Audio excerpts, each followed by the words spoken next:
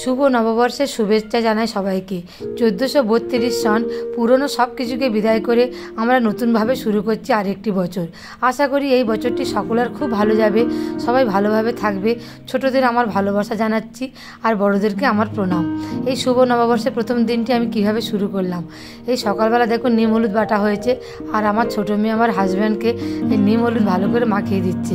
সারা বছর তো সময় হয় না, আর আমিও একটু রান্নাবান্নার আগে একটু মেখে নিলাম। তারপর আবার ঠাকুর ঘর আছে, তারা ওই দেখুন আমার ছোটো মেয়ে বড়ো মেয়ে দুজনে মিলে কেমন করে দেখুন আয়না দেখে দেখে আবার মাখছে। বনে বনে এই যে আনন্দ, এই হাসি দেখতে পাচ্ছেন। নববর্ষের দিনটি কিন্তু আমরা এইভাবেই শুরু করি। প্রতি বাড়ি বাড়ি নিম হলুদ বাটা মাখা হয়, তারপর সকালবেলা ঠাকুর ঘরে ভোগ সন্ধে দিয়ে আর তুলসী গাছে এবছরে নতুন করে ঝাড়া বাঁধা হয়। সারা বৈশাখ মাস কিন্তু এই তুলসী গাছে ঝাড়াটা বাঁধা থাকবে আর জল দেওয়া হবে। তারপর আমি সকালে জল খাবারের জন্য এই ময়দা মেখে নিয়েছি, আর আলু কুমড়ো তরকারি করব কালো জিরে কাঁচা লঙ্কা দিয়ে। এই নববর্ষের দিন, ছুটির দিন, সবাই মিলে একসাথে খাওয়া দাওয়া, একসাথে থাকা, এই বিশ্বাস নিয়ে আমরা থাকি যে সারা বছর আমাদের ভালো কাটবে। আর বাঙালি যেমন 12 মাসে 13 পার্বণ, তার মধ্যে কিন্তু এই নববর্ষের পার্বণটাই তো একটা অন্যতম। সকাল সকাল স্নান করে তারপর আমরা এই ঠাকুর ঘরে ভোগ টোক দিয়ে আর এই সকালে জলখাবারটা খেতে বসে গিয়েছি। এই লুচি, আলু কুমড়ো তরকারি আর গজা। একটু মিষ্টিমুখ না করলে কি বাঙালির চলে? তাই একটু মিষ্টিমুখ তো করতেই হয়। আর যেহেতু আজকে পয়লা বৈশাখ আর সবাই বাড়িতে আছে নববর্ষের দিন, আজকে কিন্তু একটু অন্যরকম রান্নাবান্না হবে আর অনেক কিছু করতে হবে, আর মেনুতে অনেক কিছু থাকবে। তা চলুন আজকে আপনাদের সঙ্গে সেগুলো শেয়ার করে নিই কী রান্না করেছি। এই নববর্ষের দিন কিন্তু আমাদের প্রথা আছে এই নিম ফুল খাওয়া। এই নিম ফুল আমরা শুধু ভেজে খাই বা যে কোনো শাকের সঙ্গেও ভেজে আমাদের খেতে হয়। এই আমি চাপানোটে শাক নিয়ে এসেছি 2 আটি মতন, আর তার সাথে কিন্তু এই নিম ফুল ভাজাটা খেতেই হবে। যেমন নিম হলুদ বাটাটা আমরা মেখেছি, আর এই দেখুন ভেটকি মাছের কাঁটা আছে। এই ঢ্যাঁড়স আলু দিয়ে একটু চচ্চড়ি করব, আর মাংসটাও আমি ম্যারিনেট করে রেখে দিয়েছি। এই সব কিছু আমি রান্না এক এক করে গুছিয়ে নেবো, আর কাঠের জালে সব রান্নাগুলো আজকে হবে। আর আজকে আমার মেনুতে ছিল এই ঢ্যাঁড়স আলু, পেঁয়াজ কাঁচা লঙ্কা দিয়ে ভেটকি মাছের কাঁটা দিয়ে একটু চচ্চড়ি করতে হবে। একটু চচ্চড়ি না করলে কিন্তু আমাদের বাড়িতে যেন কারোর কিছু মনটা ঠিক ওঠে না। আর তারপরে আছে এই নিম ফুল দিয়ে চাপানোটে শাক ভাজা, তারপর এক এক করে 5 রকমের ভাজা করব। আর এক এক করে আমি এখানে আলু ভাজা, কুমড়ো ভাজা, ঢ্যাঁড়স ভাজা, চিংড়ি ভাজা, মাছ ভাজা, এগুলো সব কিন্তু তৈরি করব। আর টক ডাল করব।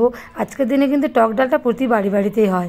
আর আমের চাটনি করব, পায়েস, আর এখানে মাংস তরকারি। এই থাকবে আজকে আমার দুপুরের মেনু। আর মাংসটা আমি এখানে সব কিছু কেটে ধুয়ে নিয়ে আর হলুদ লঙ্কা সব কিছু দিয়ে ম্যারিনেট করে রেখে দিয়েছি।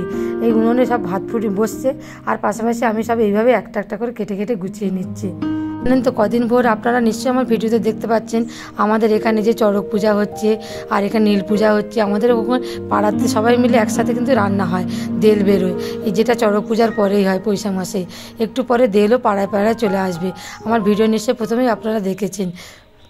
তেল মানে বিভিন্ন রকম ঠাকুরের মূর্তি ওরা সাজে, সেজে প্রতি বাড়িতে গিয়ে নাচ গান করে, শিবের গান গায়, শিব ঠাকুরের গুণকীর্তন করে। এইটাকেই বলা হয় দেল। করে শিবের গাজন হয়ে গিয়েছে, তারপর নীল পূজা হয়ে গিয়েছে, চড়ক পূজা হয়ে গিয়েছে।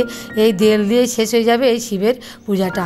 আর সমস্ত কিছু টান্নাগুলো আমার একটা একটা করে গুছিয়ে করে নিচ্ছি। ভাজাভুজি হয়ে গিয়েছে, তারপরে আমার তৈরি হচ্ছে এখানে চিকেন কষাটা। রান্না আমার হয়ে গিয়েছে। এবারে মাংসটাও কষা হয়ে গিয়েছে। এর একটু জল ঢেলে দিয়ে এই আগুনের উপর বসিয়ে দিয়ে যাব। তারপর গ্যাসে আমি পায়েসটা করব।